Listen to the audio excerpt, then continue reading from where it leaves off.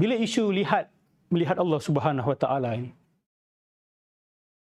Ustaz Salman kata total contradiction. Melihat dengan mata tetapi tidak ada arah. Betul?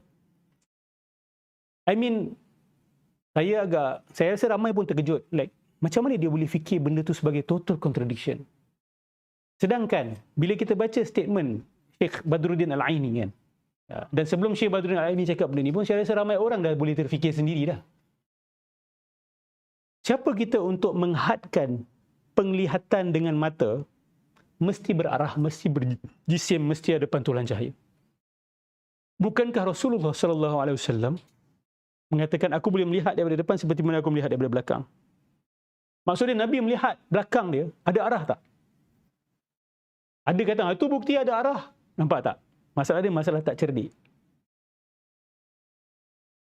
Dalil tu dengan jelas menunjukkan bahawa boleh berlaku penglihatan tanpa awak perlu berdepan dengan benda tu. Betul tak? Tapi ada pihak yang kata, tu bukti Nabi boleh lihat dari depan seperti mana dia melihat dari belakang. Itu ada arah lah tu. Ini masalah apa? IQ. Puak-puak ni kalau dia duduk sekejap, dia fikir balik apa yang dia cakap. Kalau dia insaf, adil, dia akan berhenti, dia kata, salah statement tu. Nabi boleh lihat kat belakang dia. Bila Nabi lihat kat belakang dia, maksud dia berarah tak apa yang Nabi lihat tu? Kepada Nabi, tidak berarah. Jangan kamu kata tu Nabi melihat dia berarah belakang. Maksud dia mesti arah belakang. Apa ni? Nabi nak kata dia boleh lihat di belakang macam mana dia lihat depan. Di depan, yes, kita tahu ada facing. Kat belakang apa? Ada bola mata ke dekat belakang?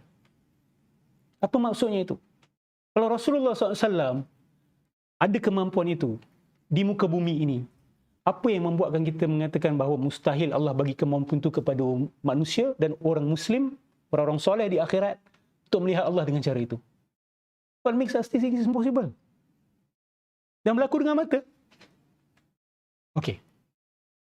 Kita kena faham penglihatan ni berlaku macam mana. Ulama Asy'ariyah dia explain sampai ke tahap fiziologi, kalau awak nak tahu. How sight actually happens. Kalau kita baca penulisan Syekh Said Fudah, bila dia cerita pasal ru'yatullah ni, Syekh Said Fudah tanya, bila kita kata melihat ni menunjuk kepada apa? Proses melihat. Okey, secara normal kita tahu cahaya pantul kepada objek, masuk ke dalam retina kita, image jadi terbalik. Betul? Lepas tu dia jadi electrical signals, dia pergi kepada sight punya region. Betul? Di situ baru converted jadi image secara straight, dan di situlah berlaku penglihatan. Bukan di sini, di sini. Di dalam otak. Okey, itu prosesnya. Bila kita kata kita melihat apa? So, ada proses dan ada end goal dia. End goal dia apa? You saw what? You saw image. Correct? Ada proses, ada you seeing that image. Mana satu lebih layak diberikan perkataan melihat? Proses tu sendiri ataupun the image yang keluar tu? The final one. Betul? The final one tu berlaku pada apa sebenarnya? Mata ke kepada otak kita?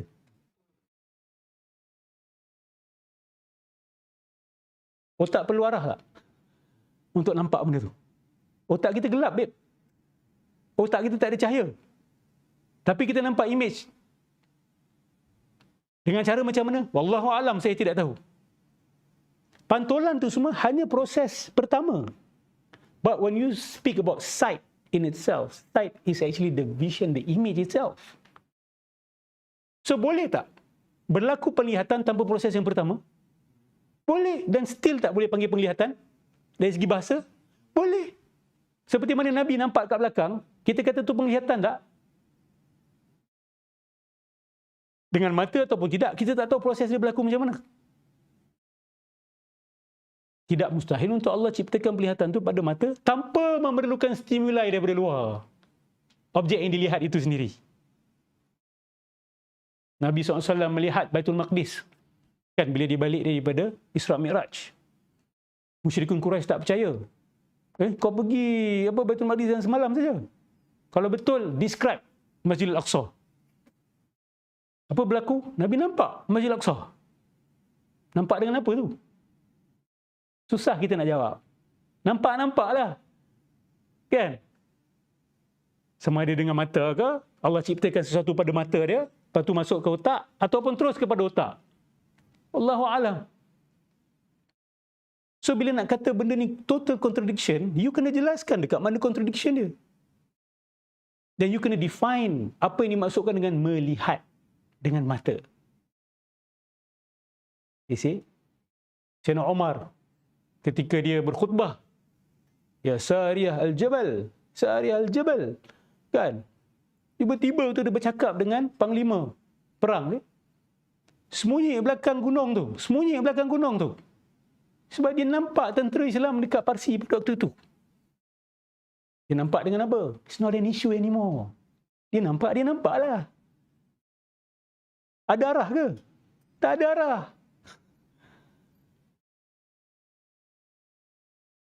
So,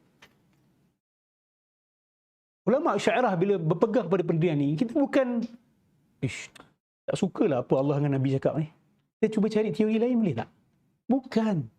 Rumusan tu datang daripada melihat seluruh ayat-ayat Al-Quran, hadis-hadis Nabi berkenaan dengan isu itu, dan hukum akal.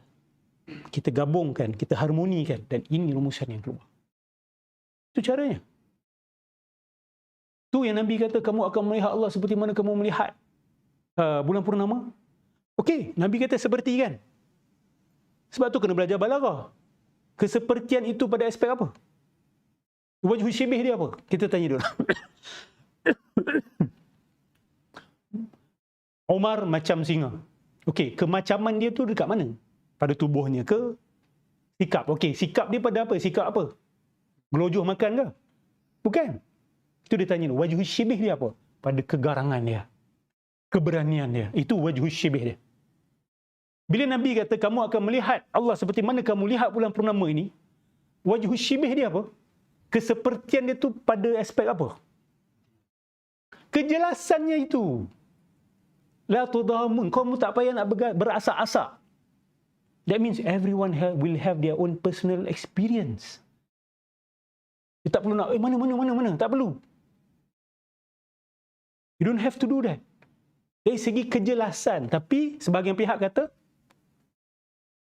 dari segi zahir lah. Kamu akan nampak dengan mata kamu, dengan arah. Betul? Dan bulan itu pula ada jisim tak? Ada. Ada pantulan cahaya tak? Ada. Kata Nabi kata seperti, maka sepertilah. La ilaha illallah Muhammadur Rasulullah. Sebab tu saya bahas isu majaz dan hakikat. Isu literal dengan figuratif. Kalau Nabi kata semua yang Allah dan Nabi kata mesti diambil secara literal, maka I don't have anything to say. Tapi adakah kalam-kalam begitu daripada Quran dan Sunnah? Tidak ada.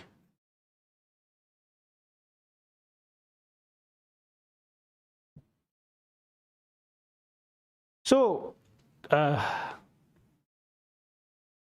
mengatakan ia adalah total contradiction dan cuba nak, go against ramai pendirian para ulama, memperlekehkan dan sebagainya, itu menanam sikap apa sebenarnya? Okay. Menanam sikap disrespect kepada para ulama yang telah berfikir dengan giat dan telah menulis, berhujah dengan baik, secara nakal dengan akal, maka akhirnya akan menghasilkan tidak hormat kepada disiplin ilmu, tidak hormat kepada academicism, tidak hormat kepada ulama yang menulis dengan berdisiplin kepada manhaj ilmu. Itulah yang kita bagi sebagai hooliganism, academic hooliganism. Boleh panggil kebaduian ataupun pun nak cakap kesamsengan, ya betul? Barbarism dalam akademia. Barbarism dalam akademia tu sama aja macam barbarism yang dia akan go against kita kata authority for no valid reason. Saya bukan nak kata tak boleh kritik authority. Tak boleh authority tak boleh salah. Ulama tak boleh salah. Saya bukan cakap benda tu, tapi kena tengok manhaj ilmu dia. Macam mana mereka mencapai kepada rumusan itu.